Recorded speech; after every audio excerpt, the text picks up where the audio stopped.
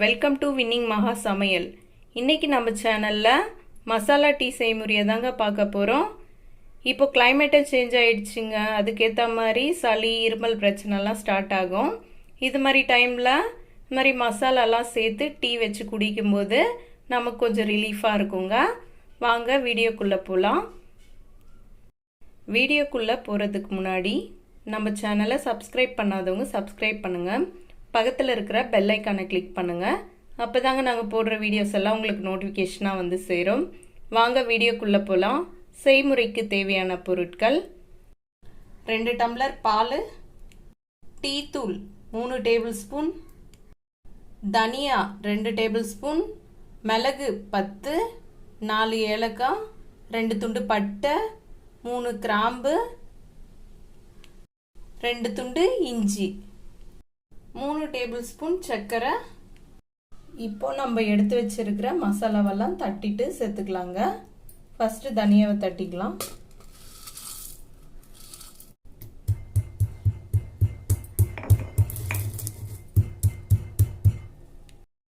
தனியாவை இது மாதிரி தட்டியாச்சுங்க. ரொம்ப பவுடரா தட்டக்கூடாது. இப்போ இதை எடுத்துடலாம். இப்போ மிளகு சேர்த்து தட்டி எடுத்துக்கலாங்க.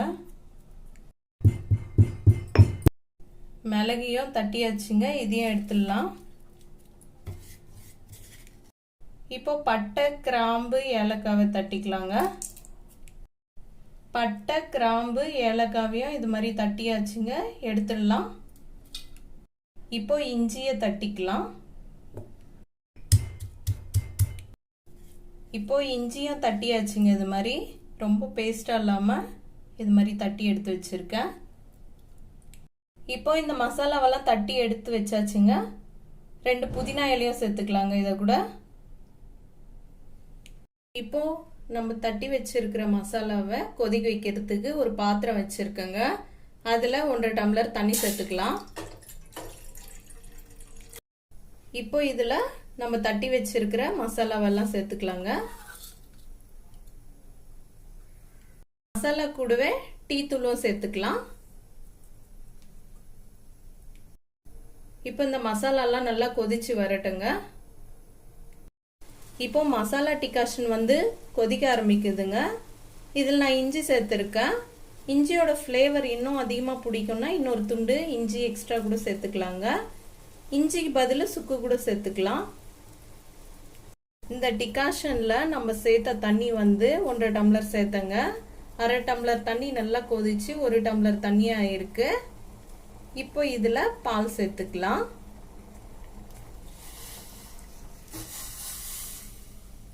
பால் சேர்த்ததுக்கு அடுத்து நல்லா கொதிச்சு வரட்டுங்க.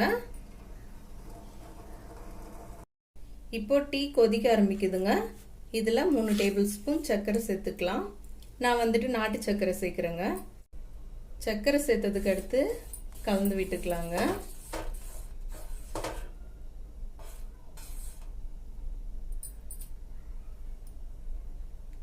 நான் வந்துட்டு நாட்டு சர்க்கரை சேர்த்துருக்கேங்க. உங்கள் வீட்டில் எந்த சர்க்கரை இருக்கோ அதை நீங்கள் சேர்த்துக்குங்க.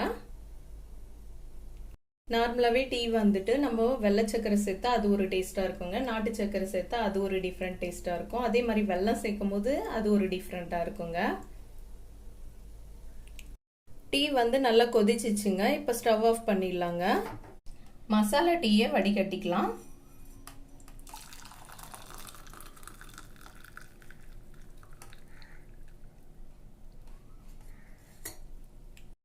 வடிகட்டினதுக்கு அடுத்து இது மாதிரி நல்லா ஆற்றிக்கலாங்க. டீயை ரொம்ப சூடாக குடிக்கிறவங்க அப்படியே வடிகட்டி குடிச்சிடலாங்க. இது மாதிரி நம்ம ஆற்றும் போது நல்லா நுரையும் நல்லா பொங்கி வருங்க.